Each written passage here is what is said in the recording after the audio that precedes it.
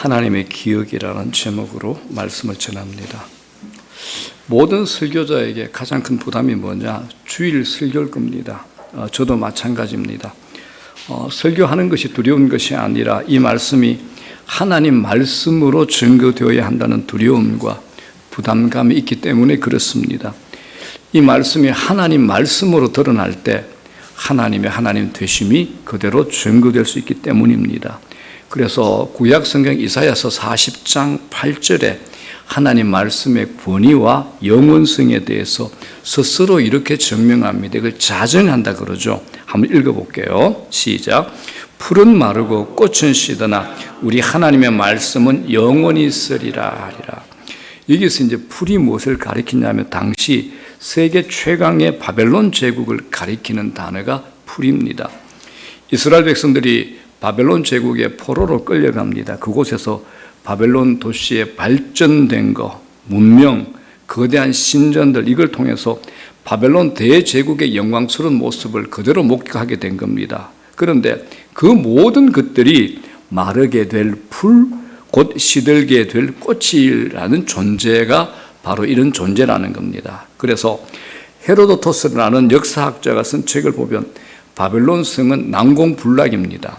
성벽이 그 위에서 마치 마차 6대가 한꺼번에 지나갈 정도로 성벽이 두꺼웠다고 합니다. 마차 6대가 동시에 지나간다. 성벽의 두께입니다. 아마 제가 판단하기에는 우리 차하고 비교했을 때 왕복 한 4차선 정도의 성벽 두께가 되는 것 같았습니다.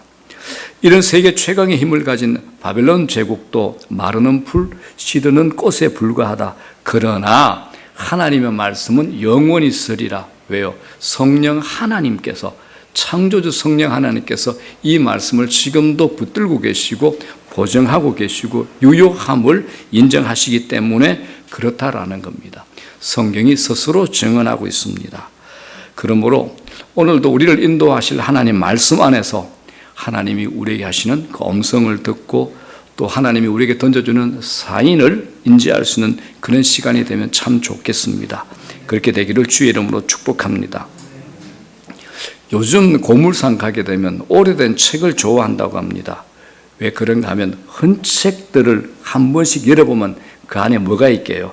돈이 들어있다라는 겁니다. 누군가가 이제 비상금으로 책 안에 돈을 끼워 두었는데 잊어버린 겁니다. 여러분들 남자분들 그러면 많을 거예요. 그죠? 또 어떤 할머니는 다이아몬드 반지가 너무 귀하니까 감추어 두려고 낡은 버섯 안에 숨겨뒀는데 며느리가 청소하다가 버려버려가지고 이제 며느리하고 할머니하고 쓰레기 소각장까지 찾으러 갔다는 얘기를 제가 신문에 본 적이 있습니다. 모두 다 이제 잊어버린 것 때문에 일어난 에피소드가 됩니다. 자, 그렇기 때문에 우리가 기억해낸다. 이건 굉장히 중요한 일입니다. 기억해낸다는 것. 오늘 이 이야기가 우리가 잘 아는 홍수 이후의 노아 방주 이야기입니다. 노아 방주는 홍수로 인해서 물 위에 계속 정처 없이 둥둥 떠다닙니다. 방주 안에 노아의 가족 8명이 있었는데 그들은 방주 바깥에 무슨 일이 일어나는지 알 수 없었습니다. 하루 이틀이 아니라 오랜 세월 동안 아무것도 할 수 없는 상태로 지나게 됐습니다. 방주의 문은 굳게 닫혔고 바깥은 볼 수 없고 혹시 이러다가 모든 것이 끝나버리는 것이 아닌가 하는 두려움이 노아와 그의 가족들에게 있었을 겁니다. 그렇기 때문에 1절은 굉장히 중요합니다. 시작. 하나님이 노아와 그와 함께 방주에 있는 모든 들짐승과 가축을 기억하사 하나님이 바람을 땅 위에 불게 하심에 물이 줄어들었고, 이게 기억하사라는 말씀을 주목하셔야 됩니다. 굉장히 중요한 말씀입니다. 기억하사라는 단어는 히브리어로 자카르라는 단어인데 성경에 많이 등장하는 단어입니다. 이 단어는 잊을 뻔했는데 기억이 났다 이런 뜻이 아닙니다. 여기에서 기억하다라는 말에서 기억하시는 분이 누굽니까? 하나님이십니다. 하나님이 기억하신다는 것은 당신께서 기억하고 있는 대상을 향한 일하심의 의지 그리고 잊지 않으시겠다는 고집이 이 단어 속에 그대로 담겨 있는 겁니다. 노아 가정이 1년 동안 방주 안에 있었습니다. 그동안 홍수로 온 땅에 물이 흘러넘치고 온 세상에 물이 덮인 상태에서 마른 땅으로 변한다. 이건 간단한 일이 아닙니다. 오늘 보고 있는 창세기 8장은 온 땅에 가득했던 물이 줄어드는 과정을 소개하고 있습니다. 모든 것이 물로 쓸려버리는 혼란한 땅을 사람이 살 공간으로 바뀌는 과정을 설명하고 있는 부분이 됩니다. 1절 다시 한번 이렇게 읽어보겠습니다. 다 같이 한번 읽어볼게요. 시작. 기억하사 하나님이 바람을 땅 위에 불게 하심에 물이 줄어들었고. 여기 이제 바람이라는 단어는 우리가 얘기하는 그냥 일반적인 바람을 의미하지 않습니다. 원어로 루아흐라고 하는데 하나님과 관련하여 사용되어질 때는 하나님의 영이신 성령을 가리키며 인간과 관련하여 쓰일 때는 호흡, 바람 이런 뜻을 가지고 있습니다. 그래서 여기에 바람은 창조의 힘을 가진 성령의 능력의 바람의 의미를 가지고 있습니다. 마치 이스라엘 백성들이 요단강을 건널 때 발을 내딛자마자 물이 쫙 갈라져 마른 땅으로 변하게 하신 하나님의 그 능력, 그와 똑같은 의미를 이 단어가 가지고 있는 겁니다. 자, 2절을 보십시오. 2절 시작. 기품의 샘과 하늘의 창문이 닫히고 하늘에서 비가 그치매 라고 말씀합니다. 자, 이 말씀 이제 닫히는 거죠. 이제 비가 멈추는 겁니다. 자, 그 다음에 이 말씀이 7장 12절 앞 말씀과 비교해 볼 필요가 있습니다. 자, 7장 11절 볼게요. 시작. 그날에는 큰 기쁨의 샘들이 터지며 하늘의 창문들이 열려. 7장 11절은 이제 홍수가 일어나는 그 사건을 묘사하는 거고 8장 2절은 홍수가 멈추는 그 사건을 묘사한 겁니다.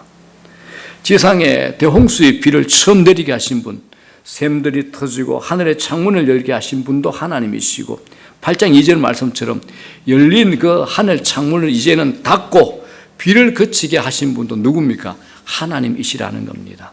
여기에 사용된 4개의 단어가 있죠. 샘들이 터진다, 하늘 창문이 열린다, 또 하늘 창문이 닫힌다, 비가 그친다. 이 동사의 주어는 전부 다 하나님이 되십니다.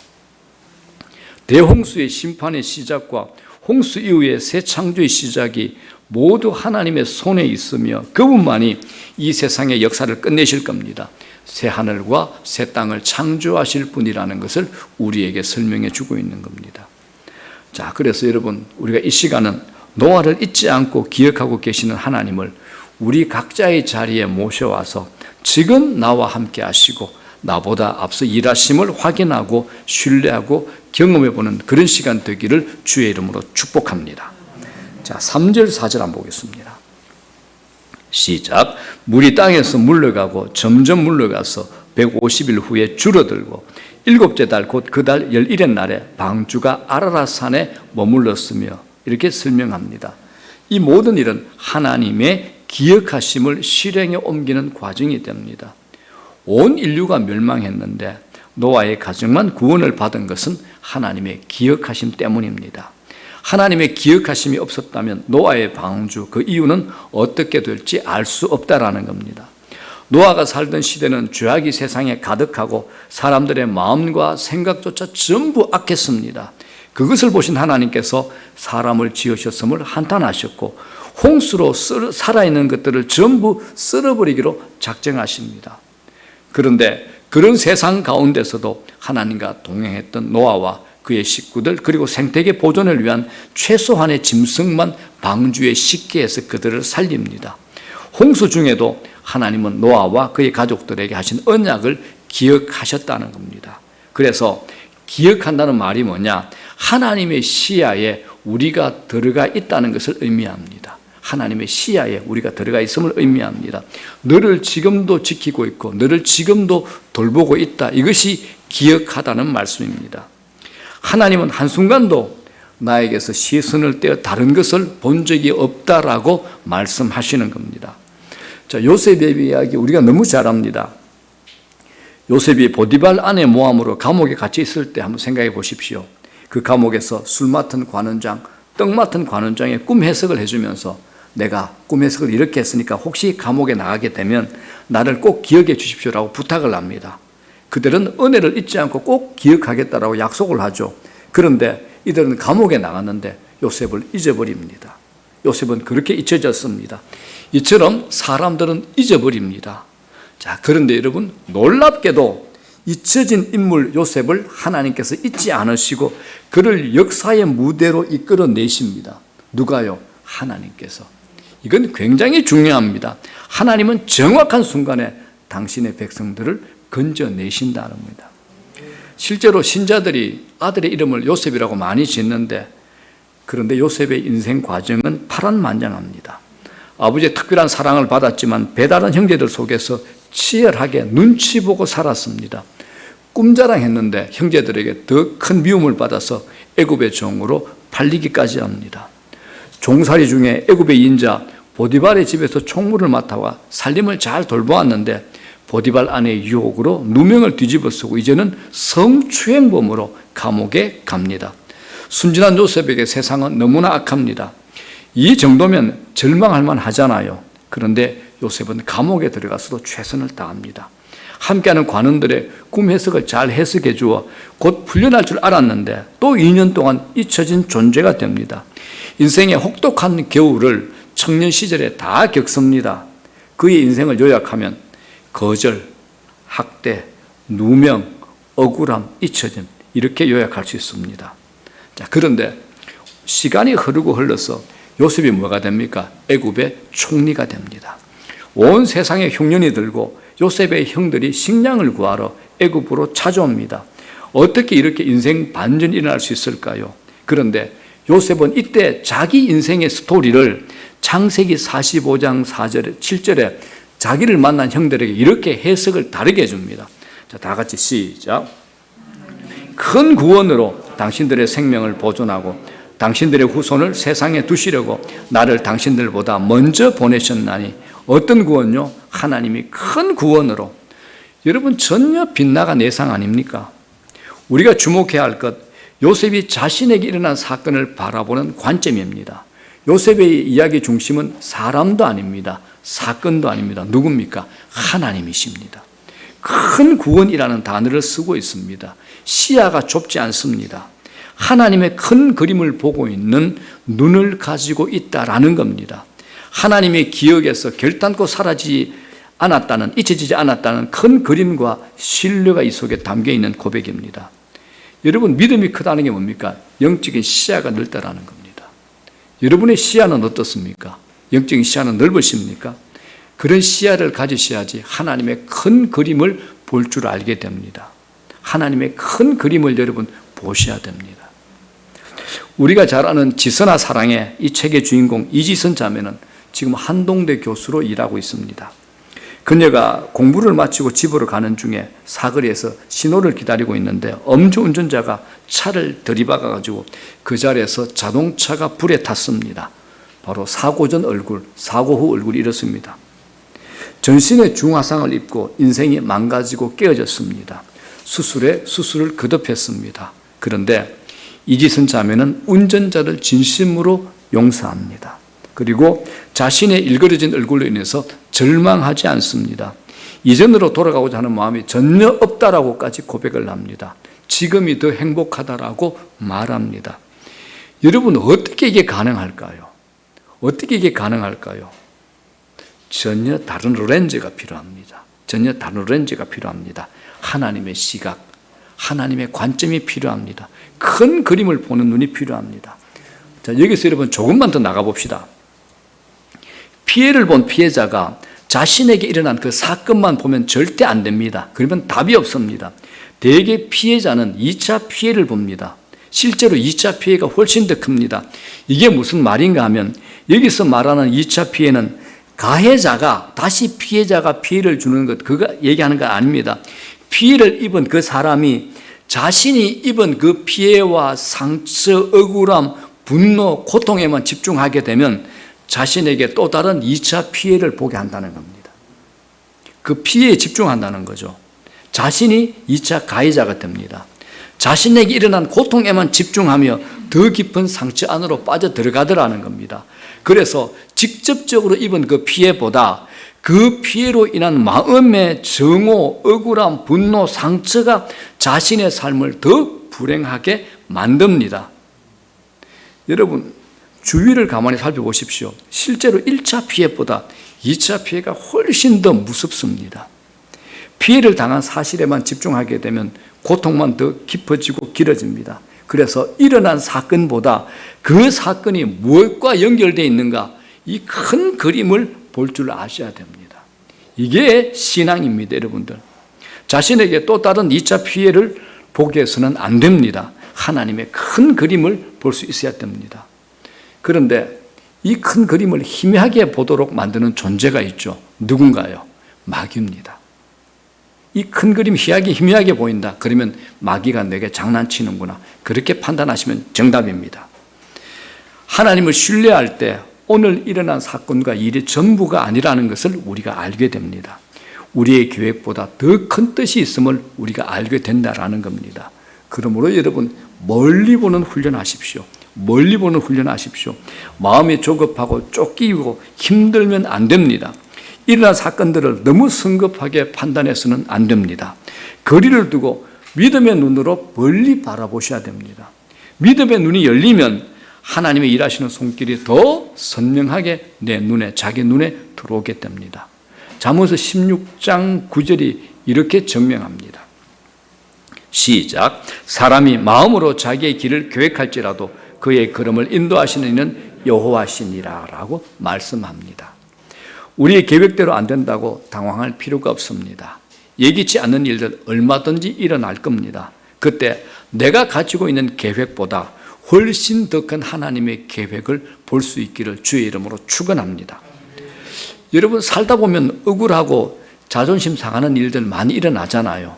저도 그런 일 당합니다. 하나님께서 내가 싫어하는 길을 걸어가게 하시는 때도 있었습니다. 그때 우리가 해야 될 것, 하나님 앞에 무릎 꿇는 겁니다. 그리고 하나님의 주권을 인정하는 겁니다. 사랑하는 여러분, 오늘 본문의 이 말씀처럼 하나님이 기억한다는 말은, 하나님이 기억하신다는 것은 하나님의 생각에서 끝이 난다는 것이 아닙니다. 하나님의 구체적인 행동, 의지, 그리고 당신의 언약에 대해서 일하신다는 것을 포함하고 있습니다. 내 삶이 힘들고 앞이 보이지 않고 답답할 때 하나님이 나를 잊으신 것이 아닌가라는 마음을 가질 수 있습니다. 특별히 기도가 응답이 되지 않을 때 하나님이 나를 잊으셨는가, 하나님 나를 기억하고 계시는가 라면서 하나님의 부재를 느낄 수도 있습니다. 오늘 방주에 타고 있는 노아도 마찬가지입니다. 하루 이틀이 아니죠. 1년이라는 긴 시간 동안 정치 없이 방주에 갇혀서 물리를 떠다닐 때 여기서 끝난 것이 아닌가 생각이 들 겁니다. 그런데 하나님은 노아를 잊지 않으셨습니다. 그래서 은혜가 뭡니까? 하나님이 우리를 기억하신다. 이런 의미도 갖고 있습니다.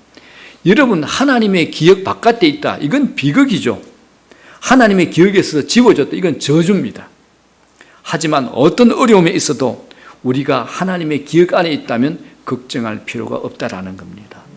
여러분, 하나님 우리 잊지 않으십니다. 이걸 이사야 선지자가 49장 15절에 이렇게 말합니다. 시작. 여인이 어찌 그 젖먹는 자식을 잊겠으며 자기 태어난 아들을 긍휼히 여기지 않겠느냐. 그들은 혹시 잊을지라도 나는 너를 잊지 아니할 것이라. 이렇게 표현합니다. 이게 이제 아기 엄마들이 없으니까, 아까 이제 가은 자매가 아기가 3명이잖아요. 이제 돌 지난 애들이 2명인데 물어봤어요. 너 혹시 아기 잊은 적이 있냐 했더니 죽었다 깨어나도 절대 못 잊는데요. 성경이 이렇게 얘기합니다. 그 어미가 자기 자식을 잊을 수는 있다. 그러나 나는 너희를 잊지 않는다라고 얘기하시는 겁니다. 이건 하나님의 강조법이죠. 어떤 경우도 내가 너희들을 잊지 않는다라는 하나님의 강조의 표현입니다. 사랑하는 여러분, 하나님이 우리를 잊으신 적이 없습니다.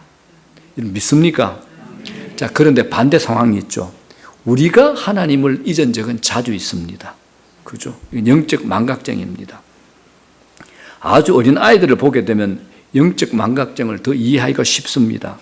아이들은 방 안에서 공을 가지고 놀다가 손에서 공이 떨어져서 어디론가 공이 들어가 버렸습니다. 숨어 버렸습니다. 그래서 그 공이 시야에서 사라져 버리면 어린 아이들은 곧 그 공을 잊어버립니다. 그리고 눈에 띄는 또 다른 장난감을 가지고 놉니다. 그동안 공을 가지고 놀았다는 것 자체를 인식하지 못하는 겁니다. 이걸 전문 용어로 대상 영속성이라고 그럽니다. 대상 영속성이 없는 어린 아이들은 사물이 눈에 보이는 곳에서 사라지면 마치 사물이 처음부터 그 장소에 없었던 것처럼 행동합니다. 보이지 않는 것은 없는 것과 같아지는 거죠. 이건 우리들도 마찬가지입니다. 영적으로 신앙이 어리신 분들은 어려운 일이 생기면 하나님을 잊어버리고 하나님 찾지 않습니다. 처음에는 주의하다가 어떤 급한 상황에 부딪히게 되면 금방 하나님의 존재를 잊어버립니다. 그리고 하나님이 없는 것처럼 행동합니다. 이건 대상 영속성이 없는 모습이 됩니다. 누가복음의 탕자 얘기 마찬가지입니다. 아들이 아버지 유산을 다 받아가지고 집을 나가죠. 허랑방탕하게 보냅니다. 아버지 존재를 까맣게 잊어버립니다. 그런데 아버지는 어떻습니까? 아버지는 집 나간 아들을 한순간도 잊은 적이 없습니다. 기억하고 있는 겁니다. 아들이 다시 돌아와서 회복할 수 있는 힘은 바로 기억하고 기다리는 아버지 때문에 그렇습니다. 우리는 하나님에 대한 태도가 늘 불안정합니다. 그러나 하나님은 변함이 없으신 분입니다. 하나님은 언제나 당신의 자녀들을 기억하시는 분입니다. 오늘도 우리가 이렇게 건재한 것 하나님의 기억하심 때문입니다. 노아는 하나님 기억하고 기다렸습니다. 노아의 가정 흔들리는 방주 안에서 생활 쉽지 않았을 겁니다. 지루한 시간이 하루 이틀이 아닙니다. 1년이 흘렀습니다. 그런데 노아는 조급해하지 않았습니다. 기다렸습니다.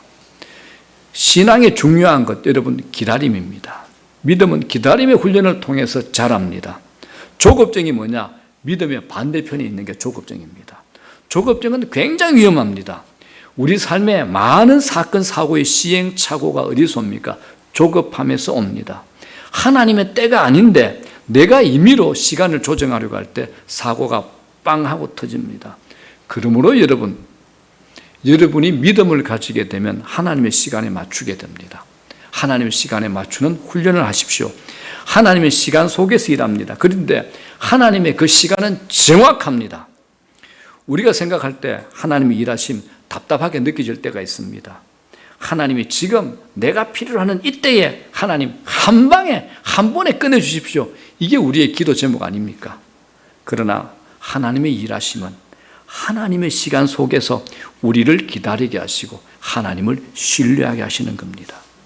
시간이라는 단어, 두 가지 헬라어 단어가 있습니다. 하나는 일반적인 시간, 크로노스. 또 다른 하나는 하나님이 일하시는 결정적인 시간이 뭡니까? 카이로스라는 시간이 있습니다. 자연의 순리를 뒤엎는 홍해가 갈라지는 순간이 바로 카이로스의 시간입니다. 기도하는 엘리야를 통해서 갈멜산에 불이 떨어지는 그 순간이 카이로스의 시간입니다. 소년 다윗을 통해서 골리앗이 쓰러뜨리는 그 시간이 카이로스의 시간입니다. 이스라엘의 승리를 위해서 태양이 기본 위에 멈춰지는 시간, 그 시간이 바로 카이로스의 시간입니다. 저는 우리 교회가 자주 하나님의 카이로스를 경험하는 그런 교회 되면 좋겠습니다. 저는 여러분들이 일상 가운데서 매일 한 번씩이라도 하나님의 카이로스를 좀 경험하면 좋겠습니다. 우리 모두가 이런 복된 자들이 되기를 소망합니다. 카이로스가 뭡니까? 하나님의 시공간이 열리는 이 순간입니다. 이 카이로스의 시간, 이걸 우리가 경험해야 되는 겁니다. 여러분, 이 카이로스 시간이 그런데 우리는 언제 올지 모릅니다. 언제까지 기다려야 될까요? 이 기다림 속에서 우리가 불안하게 보낼 것인가, 평안하게 보낼 것인가, 이걸 결정하는 게 뭐냐? 하나님을 신뢰하는 믿음입니다. 하나님은 하나님의 때에 당신의 신실함을 드러내실 겁니다. 당신의 약속을 반드시 이루실 겁니다. 이런 것을 믿는 믿음이 진정한 믿음이 되는 겁니다. 이런 믿음을 가진 사람 되기를 주의 이름으로 축복합니다. 무슨 일이 일어날지 모르지만 하나님은 선하십니다. 이 사실을 믿고 기다리는 겁니다. 하나님에 대한 신뢰가 있는 분들은 느긋함과 여유가 있습니다. 느긋함과 여유. 우리는 세상 사람들이 도무지 흉내낼 수 없는 느긋함과 여유를 가지셔야 됩니다. 노아를 보십시오. 하나님의 카이로스, 즉 하나님의 시간이 올 때까지 노아의 홍수 속에서 둥둥 떠 있는 것밖에 할 것이 없었습니다. 철저히 하나님의 주권을 신뢰하는 그 가운데서 수동태로 살아가는 겁니다. 여러분, 삶을 오래 살아보신 분은 알 겁니다. 신앙이 뭐냐? 하나님을 주인으로 삼고 하나님의 주권을 믿고 수동태로 사는 겁니다. 지금 은퇴해가지고 경남 거창에서 전원 생활하시면서 파묻혀 사시는 대한민국에 아주 존경받았던 목사님이 있죠. 이재철 목사님. 이 목사님께서 자신의 인생 여정을 이렇게 고백한 적이 있습니다. 살아보니까 자신이 한 일은 거의 없고 되어진 일이 대부분이었다라는 겁니다. 이 부분은 큰 사업도 하셨고 존경도 받았습니다. 알다시피 여러분들 누님이 고은하 권사님이잖아요. 그죠? 유명한 한국의 연예계에. 근데 이분은 목회하면서 한 교회를 섬기지 않았습니다. 늘 이렇게 약속된 시간을 정했습니다. 이 교회 10년 섬기겠습니다. 5년 섬기겠습니다. 그런데 이분이 목회하는 그 모든 곳이 다 부흥이 되고 또 은퇴할 때 좀 더 다 안정이 됐습니다. 그런데 목사들이 목회 힘들거든요. 부흥이 되고 안정이 되면 그 자리에 안주하려고 합니다. 그런데 이분은 정확하게 약속을 다 지켰습니다. 교인들은 다 의심의 눈을 쳐다봤습니다. 교회가 이렇게 부흥됐는데 우리 목사님 과연 그만둘까? 그런데 이 목사님은 단 하루도 어기지 않고 정확하게 사임을 다했습니다. 그때 주위의 분들이 늘 물어보더랍니다. 목사님, 이제 이 교회를 약속대로 사임하시면 또 다른 계획이 있습니까? 그럴 때마다 정말 아무 계획 없어요 라고 대답했다고 합니다. 정말 아무 계획 없다고 강조합니다. 그러면서 이제 덧붙이는 말씀이 이겁니다. 내가 살아보니까 내가 한 일이 거의 없어요. 하나님을 통해서 되어진 일이 전부였어요. 이렇게 고백을 하더랍니다. 그분에게 유일한 무기가 뭡니까? 유일한 힘이 뭡니까? 하나님입니다. 하나님의 주권에 하나님의 일하심에 맡길 수밖에 없다라는 겁니다. 여러분, 인간이 뭔가 대단한 일을 하는 것처럼 보이지만 중요한 것 전부 하나님 목입니다. 곰곰이 생각해 보십시오. 정말 우리들이 제대로 할 수 있는 게 있습니까? 중요한 것은 내가 할 수 없는 것이 대부분입니다. 여러분 물어볼게요. 여러분들은 부모님들을 여러분들이 선택하셨습니까? 여러분들의 생년월일을 여러분들이 선택하셨습니까? 대한민국 이 국적을 여러분들이 선택하셨습니까? 내가 늙어가는 것을 좀 연장할 수 있습니까, 이걸? 사업을 할 때 호경기, 불경기를 내가 주장할 수 있습니까? 없습니다. 결정적으로 할 수 있는 것 거의 없습니다. 하나님이 하십니다. 어떤 존경받는 목사님이 이제 큰 수술을 하려고 이제 수술실에 들어가는데 아들이 따라오면서 이렇게 얘기하더랍니다. 아빠, 수술 잘 받으세요. 라고 얘기하자고 또 아버지니까 목사니까 그리고 대답하고 수술로 들어가셨습니다. 근데 수술대에 앉아서 가만히 생각해 보니까 수술을 잘 받는다는 말에 목사님 자신이 잘 받고 안 받고 할 것이 아무것도 없다는 것을 수술대에 앉아서 알았습니다. 왜? 자신은 마취 상태에 빠져가지고 그냥 잠만 자고 있을 건데 의사가 다 할 거잖아요. 그죠? 그 다음에 낫는 일은 하나님이 하실 일이라는 것을 알았습니다. 아, 내가 할 수 있는 게 아무것도 없구나. 하나님이 노아의 가족들을 방주에 들어가게 하신 것, 방주의 문을 닫으시고 물을 쏟아지게 하신 것, 물을 멈추게 하신 것, 물을 마르게 하신 것 전부 다 누가 하셨습니까? 하나님이 하셨습니다. 하나님이 하셨습니다. 인간이 할 일은 뭡니까? 하나님이 하신 일에 합당한 반응을 하는 겁니다. 그래서 기독교 역사상 최고의 변증가 캠브리지 교수 C.S. 루이스가 이런 말을 했습니다. 인간 최대의 존엄성은 자신의 주도권이 아니라 하나님을 향한 반응이다라고 했습니다. 저는 살아보니까 이 말씀만큼 멋진 말이 없습니다. 내 인생 모든 순간순간 하나님을 향한 반응입니다. 믿음이 뭡니까? 하나님이 나보다 더 크시고 훨씬 탁월한 분이라는 것을 인정하고 받아들이는 겁니다. 그 자리에서부터 우리 삶의 모든 순간을 하나님께 반응할 수 있습니다. 노아에게 인내가 필요했습니다. 하나님의 때를 기다려야 됩니다. 자, 이제 마침내 하나님의 명령이 창세기 8장 17절에 떨어집니다. 자, 다 같이 읽어보겠습니다. 시작. 너와 함께한 모든 혈육 있는 생물 곧 새와 가축과 땅에 기는 모든 것을 다 이끌어내라. 이것들이 땅에서 생육하고 땅에서 번성하리라 하시매 노아는 이 명령에 순종합니다. 그래서 18절 19절을 보겠습니다. 시작. 노아가 그 아들들과 그의 아내와 그 며느리들과 함께 나왔고 땅 위의 동물 곧 모든 짐승과 모든 기는 것과 모든 새도 그 종류대로 방주에서 나왔더라. 노아의 순종을 알 수 있습니다. 노아의 영적 반응이죠. 자, 그렇다면 이 본문을 통해서 우리가 붙들어야 하는 게 뭡니까? 하나님의 기억하심입니다. 나 너 기억해. 나 너 잊지 않아. 나 너 포기하지 않아. 구원의 길로 이끄시는 하나님의 의지와 열심, 하나님의 일하심을 우리가 발견하셔야 됩니다. 하나님은 노아를 방주 안에 넣으시고 그를 보호하실 뿐만 아니라 때가 되어 정확히 방주에서 이끌어내심으로 구원을 이끌어내셨습니다. 자, 말씀 정리합니다. 여러분, 하나님이 기억하시는 하나님 안에 우리의 삶이 있다는 것을 확인하십시오. 지금 상황이 힘들고 어려워도 두려워하지 말기 바랍니다. 왜냐하면 우리는 결코 하나님에게 잊혀질 수 있는 존재가 아니기 때문입니다. 하나님이 우리를 기억하신다는 말은 어떤 일도 하나님의 허락 없이는 이루어지는 일은 없을 것입니다. 하나님이 우리 삶의 형편을 다 알고 계십니다. 우리를 위해서 일하고 계신다라는 겁니다. 하나님이 기억하신다는 것은 내가 나를 위해서 힘쓰고 일하는 것보다 훨씬 더 놀라고 큰 일을 하나님이 행하고 계신다는 것을 의미합니다. 혹시 지금 여러분들 중에서 삶이 어렵고 설명하기 어려운 문제에 둘러싸여 있습니까? 마치 노아처럼 기약 없이 물리를 둥둥 떠다니는 배처럼 미래를 예측할 수 없는 상황에 있습니까? 사실 우리 인생 그런 순간에 빠질 때가 한두 번이 아닙니다. 답이 없는 삶을 맞이할 때 두렵고 답답하여 길을 잃을 때가 참 많습니다.